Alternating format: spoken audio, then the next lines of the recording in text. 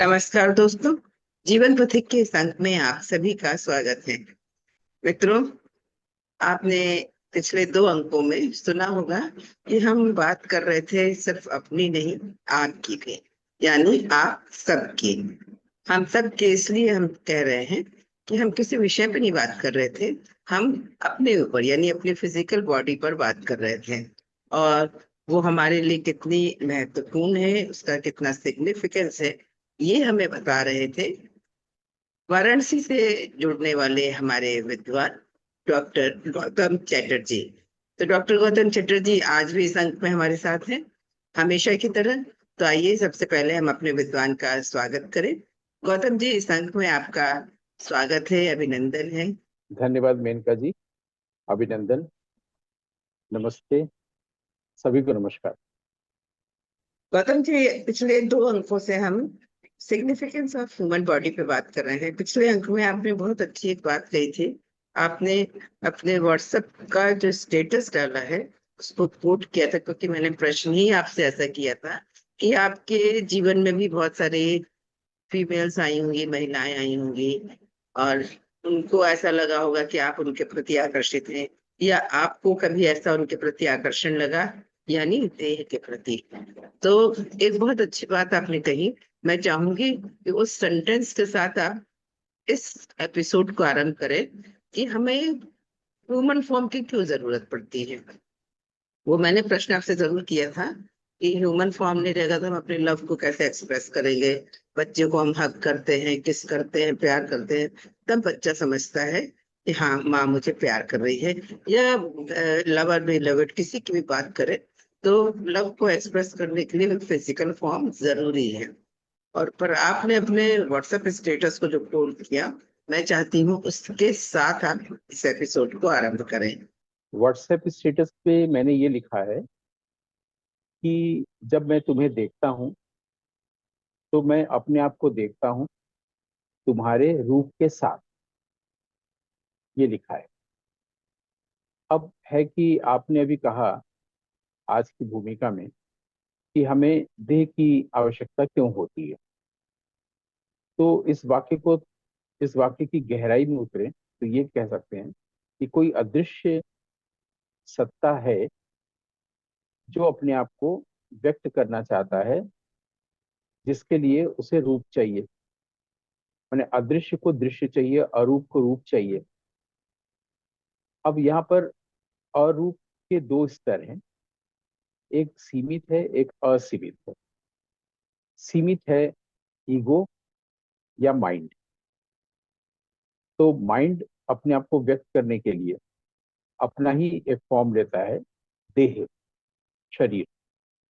तो देह जो है वो मन का ही स्थूल रूप है, क्योंकि मन जो है वो देह का सूक्ष्म रूप है। तो जब हम लोग सीमित दायरे में रहते हैं, यानी मन के आगोश में रहते हैं, तो देह की यात्रा चलती रहती है, देहांतरण होता रहता है, एक देह फिर दूसरी देह फिर तीसरी देह। और सुनने में ये बहुत आनंददायक लगता है कि कितना अच्छा है कि हम लोग देह में रहेंगे, और उस वक्त हम लोग कष्ट और दुख को भूल जाते हैं, पीड़ा को भूल जाते हैं। वहीं पर एक दूसरे अदृश्य की हम लोग फिलहाल धारणा बना सकते हैं, जिसको कि ईश्वर कहते हैं। वो भी अदृश्य है, अरूप है। तो अरूप को भी क्या व्यक्त होने के लिए रूप की जरूरत है, क्योंकि सीमित अरूप जो है वो मन है, और असीमित अरूप जो है वो ज्ञान है या ईश्वर है ना। तो क्या उसको भी रूप की जरूरत होती है, क्योंकि रूप की जरूरत हुई है क्या जिसके लिए उसने संसार बनाया, इतने सारे रूप बनाए। अगर इसको मान ले तो हम ये सोच सकते हैं कि अरूप जो है वो रूप में व्यक्त हो रहा है, और तब हम देह को भी देख सकते हैं कि वो अपने आप को सारे समस्त देहों में कैसे व्यक्त कर रहा है, अगर हम सीमित से असीमित में शिफ्ट कर सके। शिफ्ट करने के लिए एक एलेगोरी है हमारे उपनिषद में कि एक वृक्ष पर दो चिड़िया है।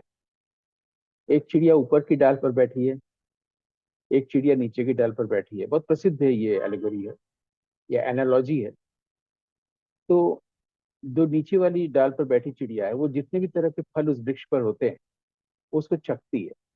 कभी कोई मीठा फल होता है तो कभी वो खट्टा फल निकलता है, कभी कड़वा भी होता है। ऊपर वाली जो चिड़िया है, ऊपर वाली डाल पर बैठी, वो कोई भी फल चखती नहीं है, वो सिर्फ देखती है।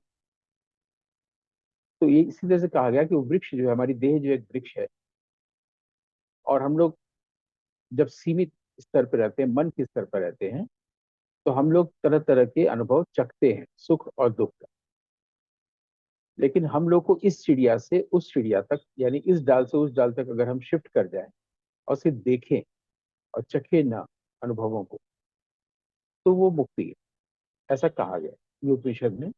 ये एक प्रतीक कथा बनाई गई है। तो इसलिए हमने वो शिफ्ट करने वाले शब्द को बताने के लिए सिर्फ इस एनालॉजी की बात की।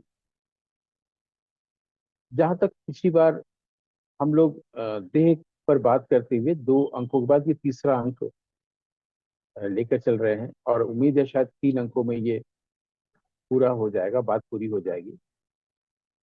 तो उसमें दूसरे अंक में आपने एक प्रश्न किया था प्रेम को लेकर, क्योंकि देह का प्रसंग आते ही प्रेम का प्रसंग आता है। और मुझे लगता है कि प्रेम का प्रसंग हमेशा है, देह का प्रसंग हो या ना हो। उसमें आपने मेरे व्यक्तिगत जीवन से भी आपने जानना चाहा था कि मैं क्या करता हूँ जब मेरे जीवन में भी बहुत सारी स्त्रियां आई होंगी, तो मैंने क्या किया होगा। तो वो जो मैंने व्हाट्सएप स्टेटस के बारे में बताया कि मैंने ऐसा लिखा है, उसके पीछे संकेत यही है, जो भी व्यक्ति प्रेम करने जा रहा है वो पहले देखे कि वो क्या है ना। जैसे कि 2 लोग का स्टेटस देखा जाता है, 2 परिवार के बीच में विवाह विवाह से पहले, या पुरुष स्त्री स्वयं भी आजकल देख लेते हैं, और अगर स्टेटस वगैरह और सारी चीजें विचार मिलते हैं तो फिर साथ जुड़ते हैं। तो उस स्टेटस में कहने का जो तात्पर्य था, उसमें एक संकेत ये भी है, अगर हम खुद को जानेंगे, देखेंगे, फिर जब दूसरे को देखेंगे तो दिखना या देखना आसान हो जाएगा। जैसे हम अगर अपने को देखेंगे तो देखेंगे हम पुरुष हैं, तभी तो हम स्त्री को देख रहे हैं, है ना। तो अगर हम अपने आप को देख रहे हैं कि हम एक फॉर्मलेस एंटिटी है, फॉर्मलेस बीइंग है, और ये जो आसपास जो कुछ भी हमारे पास दूर तक बिखरा पड़ा फॉर्मलेस है, आकाश है, स्पेस है, वो मैं हूं। यानी रूपहीन वो मैं हूं, अरूप यानी मैं हूं। और फिर मैं जब आपको देखूंगा या देख रहा हूं, तो मैं अपने आप को ही देख रहा हूं कि आप भी हैं फॉर्मलेस, अरूप, एम्प्टी स्पेस। जब मैं आपको एम्प्टी स्पेस के रूप में देख रहा हूं, यहाँ पर रूप भाषा के प्रयोग के तौर पर आया, जब मैं आपको एम्प्टी स्पेस के रूप में देख रहा हूँ, साथ में आपका वो रूप भी रखा हूँ जो हमें हमारी इंद्रियों को, यानी कि आंख को दिखाई दे रहा है ना। तो क्या होगा, बिहेवियर चेंज हो जाएगा, प्रेम का बिहेवियर चेंज हो जाएगा जो मैंने किया है। इसको 2 ढंग से समझें। जब मेरे जीवन में कोई स्त्री आई है और उसको प्रेम कहा गया है, तो मैंने पहला काम तो ये किया है कि अगर मैं जो काम करता हुआ हूँ, जैसे मान लीजिए मैं फिल्म बना रहा हूँ या नाटक कर रहा हूँ या कुछ भी कर रहा हूँ, तो उसको मैं किस रूप में देख रहा हूँ, उसको मैं गुण के रूप में देख रहा हूँ। वो रूप जो है गुण का रूप है, कि वो स्त्री बहुत अच्छा पेंटिंग कर सकती है, वो स्त्री बहुत अच्छा डांस कर सकती है। तो उसका उसका ये गुण क्या मेरे काम में, मेरे आर्टिस्टिक वर्क में उसको हम इनकॉर्पोरेट कर सकते हैं। और मैंने किया, क्योंकि हम उस भारतीय कला मनीषा से बड़े हुए हैं, यहाँ पर सारी कलाएं एक दूसरे से अंतर संबंधित हैं। तो अगर कोई स्त्री बहुत अच्छा तबला बजा सकती है, अगर वो स्त्री बहुत अच्छा, हमारे यहाँ एक मैंने प्ले में एक स्त्री थी जो प्रोफेसर है बीएचयू में, वो बहुत अच्छा गाती है। तो मैंने उनसे कहा अभिनय करो, तो बोले मैं अभिनय कैसे करूंगी, मैंने तो कभी अभिनय देखा तक नहीं है। तो हम कहा कि ये ढूंढेंगे, ये जो तुम एक्सप्लोर करोगी, कि तुम्हारे भीतर एक्टिंग की एबिलिटी है कि नहीं, क्योंकि तुम आर्टिस्ट हो। यही तुम देखना चाहते हैं कि दो कलाओं में अंतर संबंध है कि नहीं, अंतर संबंध, बाहरी संबंध नहीं। तो इससे क्या होता है कि ऐसा होता चला गया, तो वो गुणों की जो एक माला है, वो एक दूसरे में पिरोई जाती रही, अनुस्यूत होती रही, इस तरह से संबंध रहा। कोई स्त्री, फिर कोई स्त्री, फिर कोई स्त्री, वो जब संपर्क में आई तो उसके गुणों को इनकॉर्पोरेट किया अपनी यात्रा में। क्योंकि हमें पता है कि अगर वो देह के स्तर पर इसको ले रही है, तो वो हमेशा, ये प्रकृति का नियम है कि जो भी हम अर्जित करते हैं उसको खोते हैं। तो चूंकि देह का जीवन ही स्थायी नहीं है, तो दैहिक स्तर पर हुआ संबंध भी स्थायी नहीं है। ऐसे में अगर वो भेजी गई है मेरे जीवन में, या मुझे भेजा गया उसके जीवन में, इसके पीछे कोई डिवाइन पर्पस है। तो फिलहाल डिविनिटी जो है मेरे लिए वो आर्ट है, ब्यूटी है, एस्थेटिक्स है, उसकी विद्या है, उसका गुण है। तो दो लोग साथ साथ चलना, अगर ये संबंध है, प्रेम संबंध है, तो दोनों साथ साथ चल रहे हैं कला में, कला के स्तर पर। एक एक स्तर ये हुआ। दूसरा ये हुआ कि ये जो बहुत दिनों का एक संबंध है, प्रेम का संबंध स्त्री पुरुष के बीच का, ये अभी तक अनसुलझा है। अनसुलझा मैं इसलिए कह रहा हूँ कि ज्यादा से ज्यादातर लोगों को दुख मिलता रहा है, मिलता है और मिलता रहेगा। ये स्टेटमेंट हम दे सकते हैं कि स्त्री पुरुष में प्रेम का, जो कुछ भी प्रेम पर जो भी कहानियां लिखी गई हैं, आप उपन्यास लिखे गए, रामायण महाभारत, और इसके अलावा महाकाव्य लिखे गए हैं। रामायण महाभारत महाकाव्य नहीं है, महाकाव्य पांच हमारे यहाँ कुछ और है। लेकिन आमतौर पर लोग रामायण महाभारत कह देते हैं इन जनरल, वो महाकाव्य नहीं। तो महाकाव्यों में भी जो वर्णन हुआ है, श्रृंगारिक वर्णन या नायक नायिका, और बल्कि नाट्यशास्त्र में तो कहा गया कि आप प्रियतमा को ही नायिका बनाइए, नायिका हमेशा प्रेमिका हो, ये कहा गया। सही है। तो ये जो स्त्री पुरुष का जो प्रेम संबंध है, अब मैं दूसरे हिस्से को बता रहा हूँ। पहला हिस्सा मैंने बता दिया गुणों के आधार पर। उसमें मैंने क्या किया, या मैं क्या करता हूँ, या मैंने जो स्टेटस डाला वो ये है कि ये मैंने ऑब्जर्व किया कि लोगों के पास ये दुख होता है, दुख मिलता है, कंफ्लिक्ट होता है। वो सिर्फ इसलिए होता है कि माइंड में कंफ्लिक्ट है, माइंड के नेचर में कंफ्लिक्ट है। और देह मानते हैं, हम अपने आप को देह मानते हैं, इस देह के रूप में ही स्वीकार करते हैं उसको। लोग बोलते हैं ना कि तुम मुझे सिर्फ शरीर समझ रहे हो, तुम मेरे मन को सम्मान नहीं कर रहे हो, आदि आदि बोलते हैं ना। पहले तो मैं अपने आप को ही देह मान रहा हूँ, इसलिए मैं देह को स्वीकार कर रहा हूँ। जो व्यक्ति अपने आप को देह मानेगा, वो दूसरे को सिर्फ देह के रूप में स्वीकार करेगा। यहाँ पर मन अपने आप जुड़ा हुआ है। देह और मन एक ही चीज है, मैं पहले बता चुका हूँ। अगर हम अपने आप को देह नहीं मानेंगे, तभी हम आपको भी देह के रूप में नहीं देखेंगे। ये बहुत जरूरी पॉइंट है। तो अगर मैं अपने आप को फॉर्मलेस एम्प्टी स्पेस मानूंगा, तो आपको भी वही मानूंगा ना। फिर देह के साथ मानूंगा, तो फिर सम्मान भी रहेगा, और ये फिर चलेगा। इसको समझाने के लिए मैं कह रहा हूँ कि तीन स्तरों पर स्त्री पुरुष का प्रेम हम लोग देख सकते हैं। एक तो यह है कि कोई भी पुरुष, कोई भी स्त्री विवाह हो गया, अब वो या तो वो प्रेम से रहे और बिना जाने, जैसा कि युगों युगों से रहते ही हैं कई जगहों पर, गांव में, शहर में रहना पड़ता है। अगर उनके विचार नहीं मिले, तो फिर उनमें कॉन्फ्लिक्ट होता है, फिर धीरे धीरे एक दूसरे को एडजस्ट कर लेते हैं, इसको इंडिफरेंट होना कहते हैं। एक तो ये है।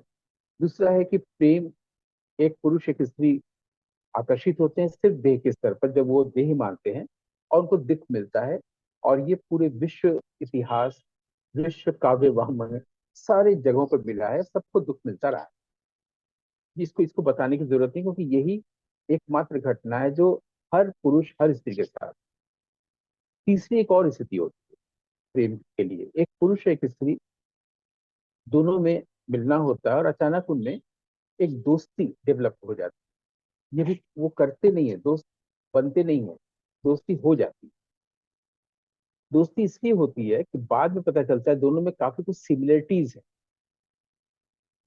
खाने पीने को लेकर के, विचारों को लेकर के, एस्थेटिक्स के लेवल पर पसंद करने को लेकर के बहुत सारी सिमिलरिटीज होती है, जो आने वाले समय में पता चलता है कि अच्छा, तुम्हें भी ये पसंद है, मुझे भी ये पसंद है। ये जो दोस्ती स्टैब्लिश होती है, दोनों को एक दूसरे के साथ रहना अच्छा लगता है।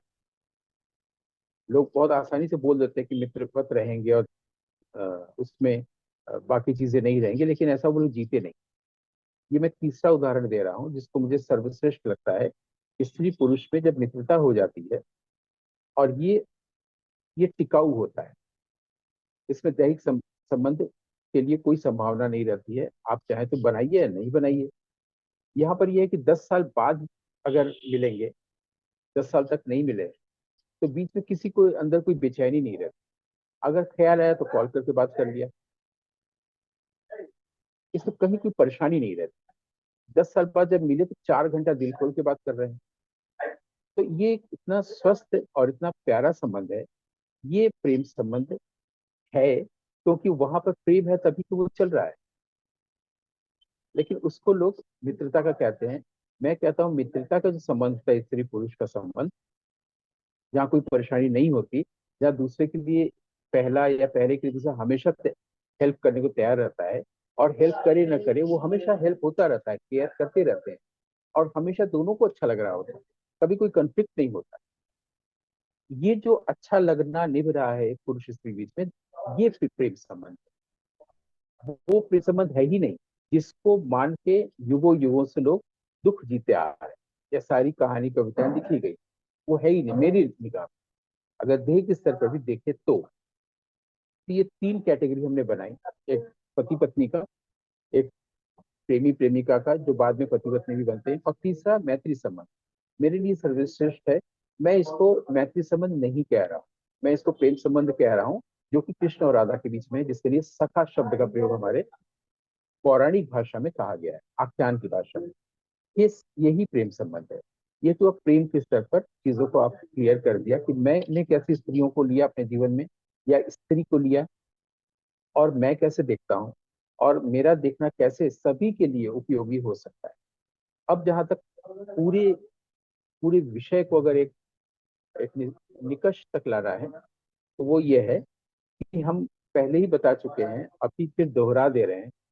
वो ये है कि जो सुख दुख मिलता है, उसके लिए हम लोग 6 लोगों को दोषी ठहराते हैं, पूरी दुनिया के सारे व्यक्ति, और युगों युगों से दोषी ठहराते आ रहे हैं।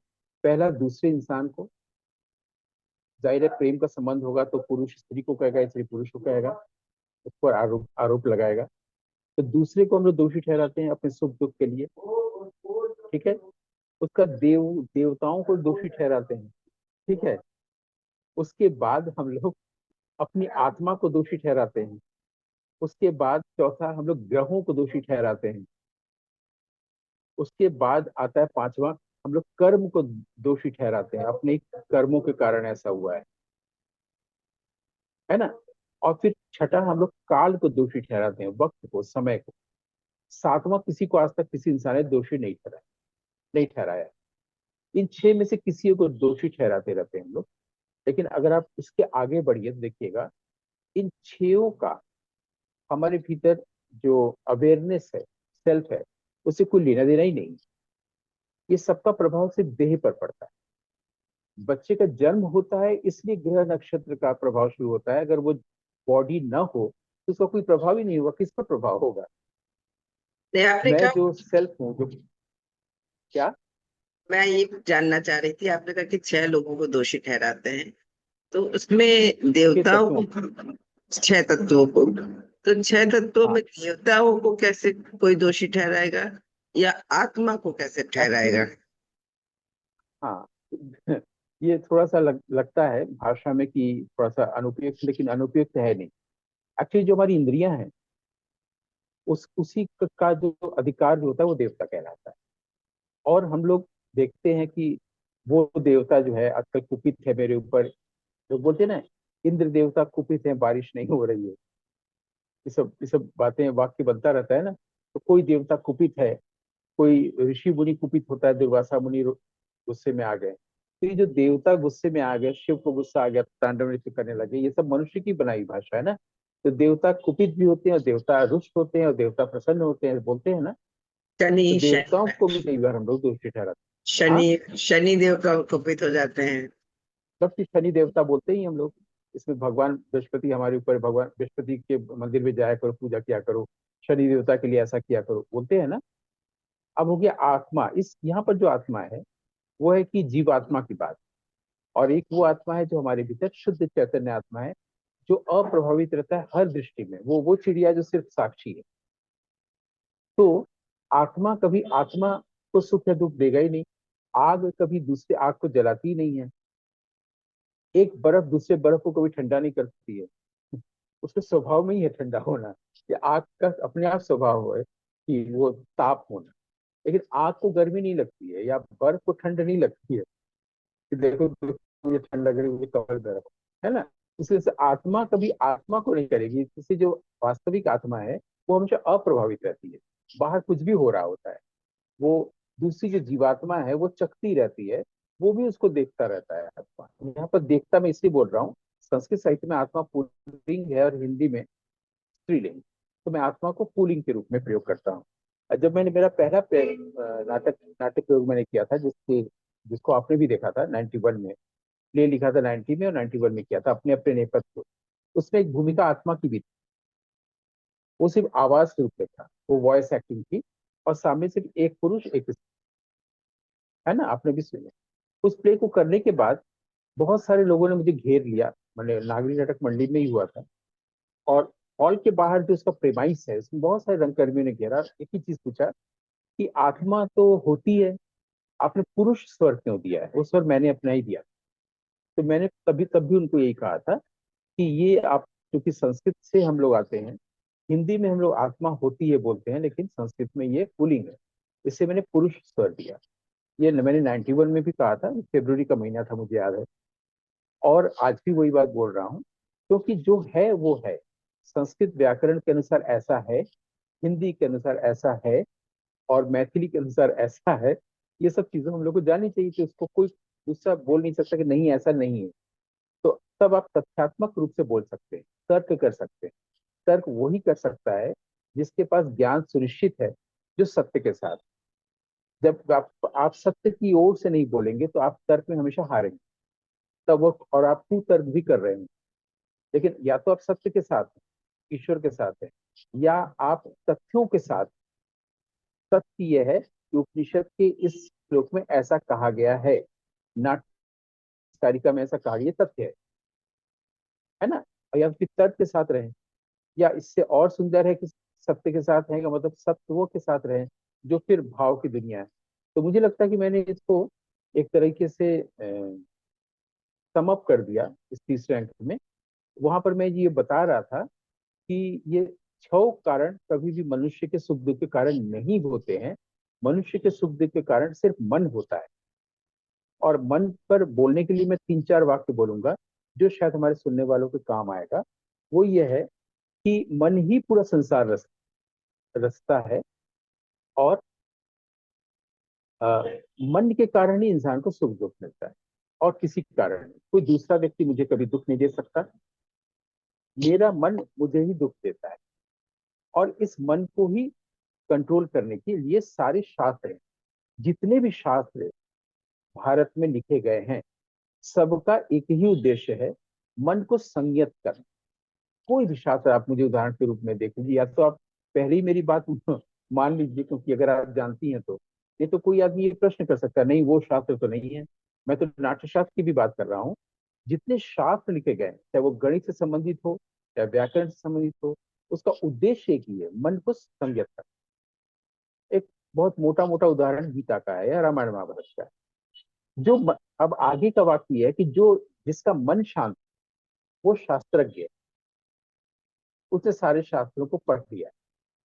मन को शांत करने के लिए, संयत में लाने के लिए, क्योंकि इसको श्री कृष्ण ने कहा है कि मनो दुर्निग्रह, इसको बहुत मुश्किल है करना। मतलब नहीं हो सकता है कि लेवल तक वो लोग शब्द बोले हैं जो मैं भी नहीं बोल रहा हूँ। लेकिन मैं इसको कह रहा हूँ, उन्होंने कहा है दुष्कर है, मैंने कठिन है। और उसके लिए जो उपाय बताए गए हैं हमारे भारतीय शास्त्र में, वो है दान करना, स्वधर्म का पालन करना, उत्तम व्रत जैसे ब्रह्मचर्य वगैरह उसका पालन करना, हवन यज्ञ करना। बहुत सारी चीजें कही गई। दान, स्वधर्म, उत्तम व्रतों का पालन आदि यम नियम, इसमें आप रहेंगे तो ये इतनी कठिन चीज है, जिसको जिस सबसे कठिन दुनिया में कोई चीज है तो है मन को संयत करें, वो हो जाएगा। लेकिन हम कह रहे हैं कि अगर आपका मन शांत, तो आपने सारे शास्त्रों को जान लिया, पढ़ लिया, शास्त्रज्ञ हो गए, क्योंकि आत्मा जो है ज्ञान है, अलग से कुछ पढ़ने की जरूरत नहीं, सारा ज्ञान तो उसी के अंदर है। पढ़ के किसी से बात करने की जरूरत ही नहीं है। अगर आप उस लेवल पर फॉर्मलेस एम्प्टी स्पेस में है, भीतर जो ज्ञान है वो अपने आप ही आता रहेगा, वो वही ज्ञान रहेगा जो वेदों में लिखा हुआ है। कबीर का इसी तरह आया, रविदास का इसी तरह आया, वो नहीं पढ़े, लेकिन लोगों को लगा ये कैसे वेद की बात कर रहे हैं, इसलिए कि वो ज्ञान के लेवल पर है, वो ज्ञान है, वो प्रेम है, तो उनके भीतर जो स्टोरेज है वो बाहर आ रहा है, वो वही बाहर आया जो वैदिक ऋषियों का है, इससे कोई प्रॉब्लम नहीं है ना। तो वो शास्त्रज्ञ हो गया, वो उसने शास्त्र को जान लिया, इसका मन संयत है। और जिसका मन संयत है, उसको दान करने की क्या जरूरत है, यम नियम की क्या जरूरत है, ब्रह्मचार्य पालन की कोई जरूरत ही नहीं है। और अगर आप ये सब करके भी मन संयत नहीं हो रहा तो भी उसको कोई मतलब नहीं है। अब ये सब जो मैंने बोला, बोलने का जो आधार है वो सिर्फ अंत में यही, ये सभी श्री कृष्ण ने कहा है। हम लोग गीता तक इतना सीमित कर लिए हैं कि गीता मास्क कर लेता है दूसरे ग्रंथों को। और ये श्री कृष्ण उद्धव जी से कह रहे हैं,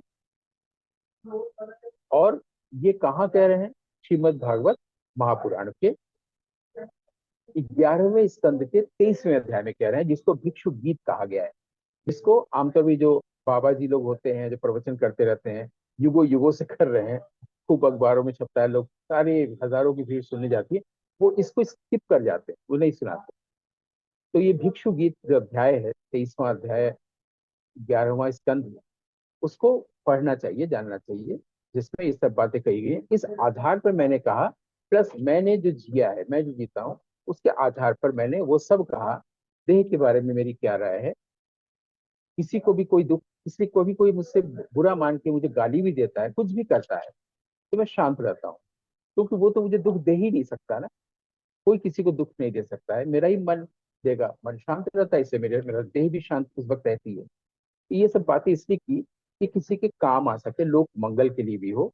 मैंने आपके सारे प्रश्नों का उत्तर दिया, देह के को लेकर भी, प्रेम को लेकर भी, अपने व्यक्तिगत जीवन के प्रेम संबंध और स्त्री को लेकर मेरी क्या दृष्टि है, वो सारे उत्तर मुझे लगता है कि मैंने दे दिए हैं। अगर अभी भी कोई प्रश्न या उप प्रश्न बचा है तो आप बताइए। अब तो मेरे पास कोई प्रश्न नहीं बचा, बस आप छोटे छोटे प्रश्न बचे हैं जो मैं आपसे व्यक्तिगत रूप में करना चाहती हूँ। आप जब सारी जी। चीजें बताते हैं, और जब आप बताते हैं कि माँ गीता के महापुराण में इस स्कंद के इस अध्याय में और ये इस नंबर का श्लोक है, तो उससे साफ जाहिर है कि आपको इतना ज्ञान है ना। और आपने ये भी कहा कि जिसने अपने आप को जान लिया, उसने सारे ग्रंथ पर, उसको कोई वेद पढ़ने की जरूरत नहीं, जिसने अपनी आत्मा को जान लिया। यहाँ पर ठीक यहीं पर रोक रहा हूँ, जहाँ पर ज्ञान है उसको कुछ पढ़ने की जरूरत नहीं, जहाँ पर मन शांत है। अब क्या है कि जब इस पर कोई मुझे लिखने को कहता है या बोलने को कहता है, तो वहाँ कोट करना पड़ेगा संदर्भ ना। इसलिए मेरे कमरे में, मेरी लाइब्रेरी में पुस्तकें हैं। वो इसलिए नहीं कि मैं उनको पढूं, मैं उनको इसलिए पढूं कि अगर मैं कहीं लिखना है, जो मैं पिछले 4 दशक से ज्यादा समय से कर रहा हूँ, लिखना और बोलना और पढ़ाना, तो वहां पर किस ग्रंथ में क्या लिखा है कोट करने के लिए वो मेरी लाइब्रेरी है, तो ताकि मुझे सेंट्रल लाइब्रेरी बीएचयू न जाना पड़े, घर में ही रहना पड़े। अब तो जीवन के वानप्रस्थ में है, उतना दौड़ भाग नहीं कर सकते, तो हमने एक छोटी सी लाइब्रेरी अपनी बना ली है, जिससे लोगों को ये भ्रम भी हो जाता है शायद मैं ये किताबें पढ़ी हैं। बिल्कुल नहीं पढ़ी, उसकी जरूरत ही नहीं है। उसकी जरूरत है रेफरेंस के लिए, तो उस लाइब्रेरी को मैं रेफरेंस सेक्शन बोलता हूँ। जी आगे बताएं। अब किस उम्र में आपको ऐसा लगा कि आपको ये ज्ञान प्राप्त हो गया है? ज्ञान प्राप्त नहीं होता है, हम हमेशा तो ज्ञान होते हैं। ज्ञान होते हम हैं हमेशा कि बता किस? रहे हैं, हम हमेशा प्रेम है, हमेशा ज्ञान है, इसका एहसास होना। ये मुझे लगता है कि जब मैं पहली बार मेरी माँ की जो गुरु माँ थी उनके पास हम लोग जाते थे, तो शायद मैंने उनको देखा हो, उनको प्रणाम किया हो, उन्होंने आशीर्वाद दिया हो, या उन्होंने देखा हो, और मेरे भीतर जो प्रकाश है, प्रकाश के ऊपर का जो बादल हट गया हो, और मुझे पता ना चले हो, उसकी मेरे पास कोई भाषा नहीं रही हो व्यक्त करने की। ऐसा मुझे लगता है, क्योंकि ये कॉन्क्रीट बात है। ऐसा हमारा परिवार ऐसा करता था। मेरी माँ की जो गुरु माँ है, और वो आनंदमयी माँ, ये लोग काशी में जब आते थी तो हम लोग जाते थे। हम लोग छोटे बच्चे लोग वो मिठाई खाने के लालच में जाते थे, लेकिन हो सकता है कि उन्होंने ऐसे देखा हो, उसके बाद इतने गुरुजनों से हम मिले, उनका देखना ही हो सकता है मुझे पवित्र कर गया हो। धीरे धीरे मुझे इसका जो अपनी ओर से एहसास हुआ दैहिक जीवन जीते हुए, वो मुझे लगता है कि जब मैं इंटरमीडिएट पास करने के बाद जब मैं बीएससी पढ़ रहा था, और बहुत कश्मकश वाला दौर मेरा गुजर रहा था, उलझनों से भरा, मन की अशांतियों से भरा, कि ऐसा करे कि ऐसा करे, उस वक्त अचानक से सब कुछ क्लियर हो गया था। वो जीवन वहां से अभी तक मैं एक साथ जीवन जीता आ रहा हूँ। मुझे लगता है कि उस वक्त मुझे एहसास हुआ, ऐसा मुझे लगा। ये इस वाक्य में नहीं कि मैं ज्ञानी हो गया, मुझे ज्ञान मिल गया, ऐसा। अच्छा, कभी ऐसा होता है आपके जीवन में कि आपको लगता हो कि आपका मन शांत हो गया था, फिर कभी एक क्षण को या एक पल को आपको ऐसा लगता हो कि मन बड़ा अशांत है? कोई ऐसी नहीं, सिचुएशन देखे वो आप? मन जो है फिर आपका सेवक नहीं, मन फिर मेरा सेवक, मन फिर उस व्यक्ति का सेवक है जो अवेयरनेस के लेवल पर। और ये ऐसा नहीं है कि थोड़ा सा आज अवेयर हुए, थोड़ा सा कल हुए, ऐसे करके फिर हम अंत में मुक्त हो गए, ऐसा नहीं होता है।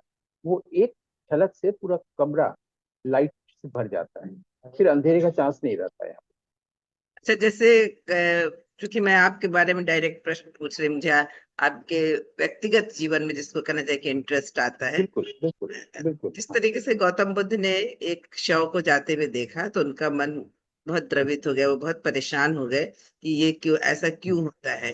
तो क्या कभी आप इस हाँ, तरीके के दुख जब देखते हैं, या अभी पहलगाम की घटना हुई, तो आपका मन उस समय कैसा होता है, या उस बिल्कुल। ये जो चीज है ना, ये जो एक इसके लिए दशरूपक में एक बहुत अच्छा शब्द आया है, जिसका मतलब ये होता है कि मन ही है जो हृदय को द्रवित करता है। तो जो अवेयरनेस के लेवल पर रहेगा उसके लिए तो ये एग्जिस्ट ही नहीं करता है ना संसार। और अगर देह के लेवल पर आया तो संसार एग्जिस्ट किया, और अगर संसार एग्जिस्ट किया तो सारी चीजें देखती है, फिर मन ही है ना जो द्रवित करता है। अभी हमने मन के बारे में कहा, सुख दुख तो मन उसका कारण है, मन कारण है ना। तो ये जो बुद्ध जब देह के स्तर पर थे, मन के स्तर पर थे, तो उनको ये चीजें दिखती दिखती, क्योंकि उनको ये सब देखने नहीं दिया गया था। तो मैं भी जब बचपन में किशोरावस्था में दुख से बहुत ज्यादा द्रवित होता था, किसी के भी दुख से, घर के या बाहर। आप कभी मेरे परिवार के लोगों से मिलिए तो मेरी बहनें आपको बताएंगी कि कई बार ऐसा हुआ कि किसी ने मुझे कोई चीज पत्थर से मारा और मेरे यहाँ खून जम गया। मैंने घर में आके नहीं बताया, फिर पड़ोस किसी महिला ने आके मेरी माँ से कहा, फिर सब लोगों ने उसको जाना और फिर उस दुकानदार को जाके किया। तो आ, मुझसे पूछा कि मैंने क्यों नहीं बताया। मैं उसमें 6 7 में पढ़ता था। मैंने मेरे मुंह से यही निकला था, जो लोग वो लोग अब बताते हैं, कि मैंने कहा था कि अगर मैं बताऊंगा तो तुम जाके उसको मारोगे तो उसको तकलीफ होगी, इससे नहीं बताया था। ये तब की बात। तो दूसरों को दुख न मिले इसकी कोशिश मेरी रही। दूसरों के दुख से मैं द्रवित हुआ है तो ये एक चीज हुआ। जैसे कि पहलगांव की बात, घटना घटी, लेकिन दूसरों को दुख न मिले इसके लिए हम क्या करें, मैंने पहलगांव में की घटना दोहराई न जाए इसके लिए हम क्या करें, ये प्रयास मेरा शुरू से रहा है। तब से जब हमने होश भी नहीं संभाला था, जो अभी तक होता चला जा रहा है, कि किसी को दुख न मिले। अच्छा, मेरे पास कुल 2 मिनट मैं का उस समय है, तो मुझे एक जी क्वेश्चन और बताइए। आपने कहा कि आपने कहा क्या, इस बात को मैं भी मानती हूँ, ईश्वर का वो प्रकाश सबके अंदर है, यानी ईश्वर ही अपने को प्रकट करने के लिए वो कोई ना कोई फॉर्म लेता है। तो फिर दुनिया में बुरे जी। लोग क्यों होते हैं जिन्होंने पहलगाम की ये घटना की? देह, और अभी आपने को बताया था ना, देवासुर संग्राम, देवासुर सबको उसी ने बनाया है। और मैंने मेरे जहां तक कहा कि सब कुछ उसी का बनाया हुआ है, उसकी वजह से ही एक fall of a leaf, fly of A bird, एक चिड़िया भी उड़ती है, पत्ती भी गिरती है, तो उसी से ही कारण होता है। तो उत्तर तो वही दे सकते हैं। लेकिन ऐसा कहकर हम आपको निरुत्तरित नहीं करना चाहते हैं। सिर्फ ये कहना चाहते हैं कि अगर आप उस एक चिड़िया जिस डाल पे बैठी है, उस डाल से दूसरी डाल पे आ जाए, चिड़िया वाली, तो आपको इसका उत्तर भी मिल जाएगा। जैसा कि सारे ऋषि मुनियों योगियों को इसका उत्तर मिला है। और उसी जगह से अभी मैं बोल रहा हूँ कि तब आपको लगेगा कि पहले कोई घटना घटी ही नहीं है संसार में, न कोई घटने वाली है। पास्ट प्रेजेंट और फ्यूचर एग्जिस्ट ही नहीं करता है। लेकिन ये कहने से आप ऐसे इस अपराधियों को बचा नहीं सकते हैं, ऐसा नहीं। लेकिन जैसा कि मैंने अपना व्यक्तिगत बताया कि मेरी कोशिश होती है कि पहलगांव की घटना कैसे दोहराई न जाए, उसको प्रयास है। जो मैं कर सकता हूँ किया हूँ, औरों को भी करना चाहिए, जो लोग नहीं करते। मैं उन्हें प्रेरित करता हूँ कि अगर एक कोई घटना घटी है, मैं कश्मीर गया था 2017-18 में, फिर उसके बाद ये अनंतनाग में सेम चीज हुई थी, और ऐसा होता ही रहता है। उस वक्त क्या किया गया था जिससे ये पहलगाम नहीं हुआ? मेरा ये प्रश्न है, ऐसे मैं शुरू करता हूँ। उस वक्त अगर कोई चीज किया जाता जो आप अभी चाह रहे हैं, तो ये पहलगाम वाली घटना नहीं होती ना। बिल्कुल तो जिस वजह से हो रही है, और उसको रोका जा सकता है, बहुत आसान है, उसमें कोई बहुत कठिन बात नहीं है, किसी भी प्रॉब्लम को सॉल्व किया सकता है अगर हम करना चाहें तो। बिल्कुल बिल्कुल, थैंक यू सो मच। आपने अपने व्यक्तिगत प्रश्नों का भी उत्तर दिया, ये जान के मुझे बड़ा अच्छा लगा। क्योंकि कई बार कई जिज्ञासाएं मन में होती है कि जो व्यक्ति सामने बैठ के बोल रहा है, इतनी बातें इतने स्पष्ट रूप में समझा रहा है, तो ऐसा लगता है कि उसने जीवन का कितना लंबा समय अध्ययन में बिताया होगा। तो वो जो आपने एक बात कही कि रेफरेंस लाइब्रेरी है आपकी, वो लाइब्रेरी नहीं, एक्चुअली रेफरेंस लाइब्रेरी है। तो इस रेफरेंस बात से, पिक्चर, हाँ। हाँ बिल्कुल बिल्कुल। तो गौतम जी, अब शब्द तो नहीं मेरे पास, अप्रोप्रिएट शब्द नहीं है आपके व्याख्यान की तारीफ करने के लिए या उसकी प्रशंसा के लिए। फिर भी हृदय से आपका बहुत बहुत आभार। आपने आज जो इतनी सारी बातें और इतनी जिज्ञासाएं हमारी हल की और बताई, थैंक यू सो मच। मैं कृतकृत्य हूँ कि ईश्वर अपना कोई कर्म पूरा कर रहा है हम दोनों के जरिए। हम लोग को लगता है कि दो हैं, ऐसा एक्चुअली नहीं है। एक ही है जो कि एम्प्टी स्पेस है, फॉर्मलेस है, और जो पोटेंशियलिटी से भरा हुआ है, डिवाइन लाइट से भरा हुआ है, जिसको हिरण्य गर्भ कहते हैं। आपका भी बहुत बहुत धन्यवाद। Thank you Anand. Thank you.